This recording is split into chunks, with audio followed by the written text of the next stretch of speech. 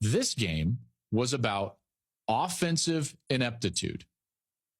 Truly speaking, lack of execution on the offense, offensive failures of the at the line of scrimmage, poor decision-making at times under duress from Caleb Williams, turnovers. That's why they lost. This was not a defensive issue. And all of us expected that if USC were to lose, if they were to struggle, it would be a defensive issue. Far from the case. Far from the case.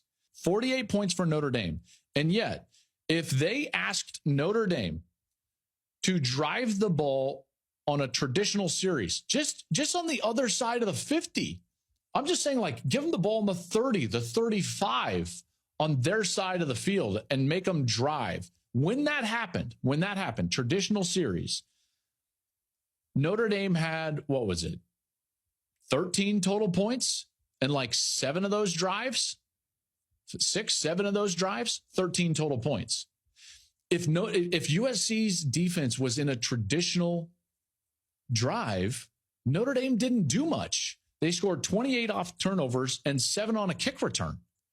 This was an offensive failure for USC, and I don't think any of us were ready for that. We weren't ready for Caleb Williams to look like he did. We weren't ready for a Lincoln Riley offense to look this stagnant, because it was. And by the way, it has been to some extent. If you go back, you start looking at it, it's like, should we have seen this? Should the talk have been more about the offensive struggles? And you know what? The answer is yes.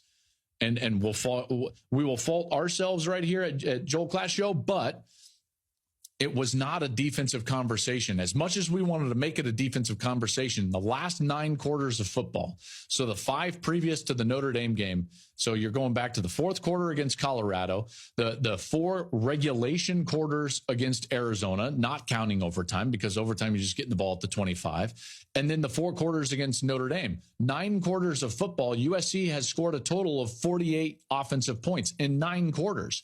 That is way below what we expect.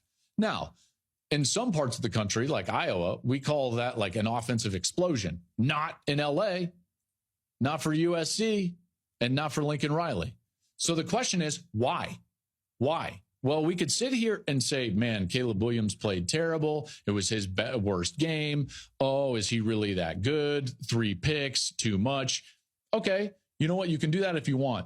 But I will tell you right now, this is caused by the offensive line.